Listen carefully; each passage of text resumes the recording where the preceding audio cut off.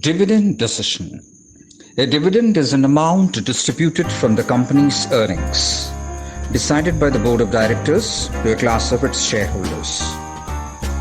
Let's look at the types of dividends. Dividend can be classified broadly on the basis of types of securities, sources, medium, and timings of payments. This may be grouped into the following. On preference shares, we pay preference dividend. On equity shares, the equity dividend is paid. During the AGM and at the end of the financial year, the regular dividend is announced. Between the two AGMs, intermittently, we have the dividend announcement, then it is called as interim dividend. Based on profits earned or retained earnings, we can call it as profit dividend. Based on medium of payment, it can be cash dividend, stock dividend, scrip dividend, property dividend, bond dividend. Let's look at the cash dividend. Cash dividend is one of the most popular mode of distribution. Dividend is payable only in cash. It can also be paid by check or warrant to the registered shareholders. This may be regular dividend or interim dividend. A regular dividend is generally paid in cash. It is also called as final dividend and is paid after finalization of accounts. In other words, it is the dividend paid annually by the company when the annual accounts of the company have been finalized and audited. The board of directors recommend the rate of dividend which can be distributed on the capital of the company.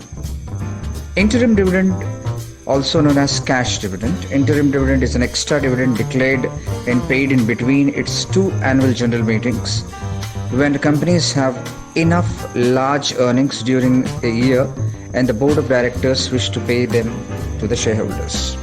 Stock dividend. Dividends are paid in the form of issuing shares instead of paying dividends in cash to the registered shareholders. Such shares are also known as bonus shares. It is possible when the companies do not have good cash position, dividends are paid in the form of shares by capitalization of reserves or surplus during the current year. Scrip dividend. Scrip dividend is used when earnings justify a dividend, but the cash position of the company is temporarily weak. It is a form of a promissory note, promises to pay the shareholders at a future specific date. The notes are called dividend certificate or scrips. The scrip dividend is a substitute for cash and a temporary medium of stock dividends. Bond dividend. In rare instances, companies issue bonds, debentures or notes for a long-term period, bearing interest or at a fixed rate. In other words, as in scrip dividend, dividends are not paid immediately in bond dividends. Instead, the company promises to pay dividends at a future date, and to that effect, bonds are issued to the shareholders in place of cash. The purpose of both the bond and the scrip dividends is alike, that is, postponement of dividend payment. Property dividend. Dividends can also be declared and paid in the form of any assets other than cash. Any investments or stock in trade held by the company also can be distributed by the company in the form of property dividend. Now, the dividend can be paid and distributed only in the form of cash or bonus shares. Property dividends and other types of dividends are not allowed under the Indian Companies Act. Some time ago, the employees of Nizam Sugars used to get 1 kg of sugar. So they used to say it's a dividend we are getting it because the company is not in profits and could not pay the cash dividends. The employees, being the shareholders, were receiving 1 kg sugar. That could be taken as an example of property dividend. Dividend theories can be classified into relevance approach and irrelevance approach. Relevance approach is advocated by the Walters model, Gooden's model and Linton's model, and irrelevance approach is advocated by very famous Modigliani and Miller's model. Walters model.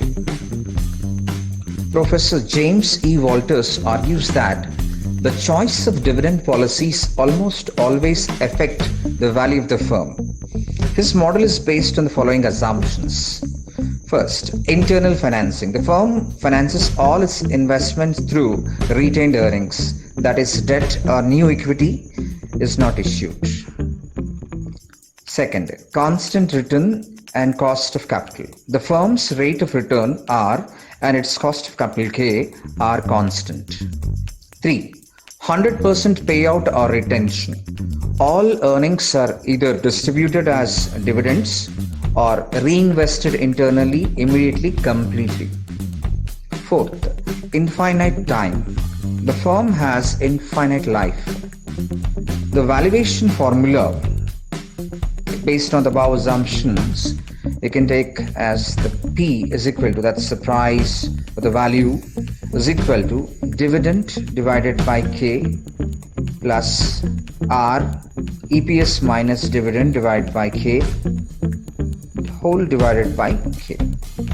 P stands for market price of the share or value, dividend DIV dividend per share, EPS earning per share, and here dividends minus EPS will give us retained earnings per share, R being firm's average rate of return and K being firm's cost of capital or capitalization rate. The above equation reveals that the market price per share is the sum of two components. Dividend by K is the present value of an infinite stream of dividends, and EPS minus dividend by K whole divided by K is the present value of infinite stream of capital appreciation. This is the capital gain when the firm retains the earnings within the firm. If R is greater than the K, the firm should retain the earnings because it possesses better investment opportunities and can gain more than what the shareholders can by reinvesting. The firms with more returns than a cost are called as the growth firms and have a zero payout ratio. If the R is less than K, the firm should pay all its earning to the shareholders in the form of dividends because they have better investment opportunities than a firm. Here the payout ratio is 100%. If R is equal to K, the firm's dividend policy has no effect on firm's value. Here the firm is indifferent towards how much is to be retained and how much is to be distributed among the shareholders. The payout ratio can vary from 0 to 100. Gordon's model. Gordon Myron Chase model explicitly relates the market value of the firm to its dividend policy. It is based on the following as hypothesis. All equity firm. A firm is an all equity firm and it has no debt, no external financing. A firm has no external finance available for it. Therefore, retained earnings would be used to fund or finance any expansion. Gordon's model also supports dividend and investment policies. Next, constant return. The firm's internal rate of return R is constant. Constant cost of capital. The discount rate K is constant. As it was in Walter's model, Gordon's model also overlooks and ignores the effects of a change in the firm's risk class and its effect on discount rate, that's K. Next, permanent earnings.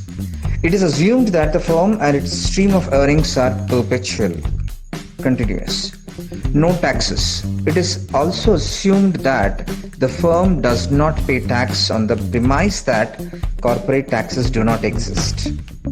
It's a usual assumption for most of the models. Next, constant retention. The retention ratio B, once decided, is taken as constant. Thus, the growth rate is constant forever as the internal rate of return is also assumed to be constant. Cost of capital greater than growth rate. The discount rate K is greater than the above growth rate. And growth is equal to B multiplied with the R. Next, valuation formula.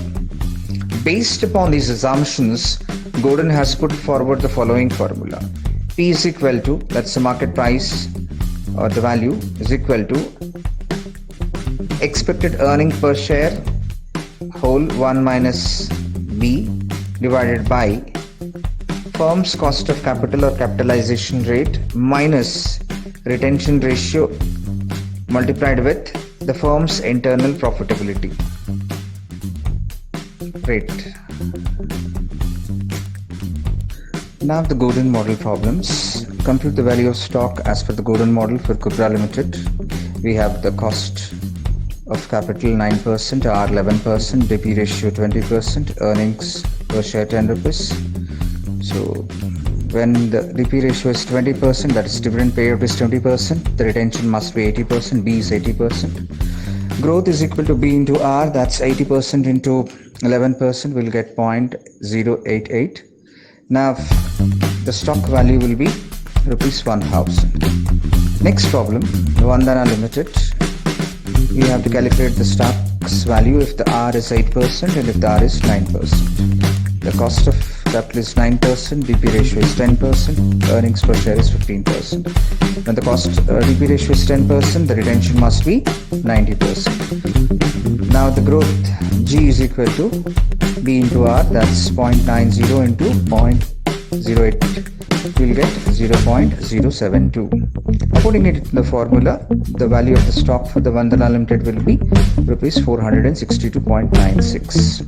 Value of the stock if the R is 9%. The growth rate will be 0.081 and the value of the stock for the Vandana Limited will be rupees 411.52. Next, Walter model problems. Harshaja International Limited has the following facts: cost of capital 10%, earning per share 10, rate of return on investment, that is R 8%, dividend payout ratio, case 150, case B 25. Show the effect of dividend policy on the market price of the shares. So in the case 1, where we have the dividend payout ratio is 50%, EPS is 10 and DP ratio is 50%. Obviously, if we multiply this, we'll get 5 rupees. So putting it to the formula, we'll get 90 rupees. In the case B, when the dividend payout ratio is 25%, we'll get the answer 85 rupees.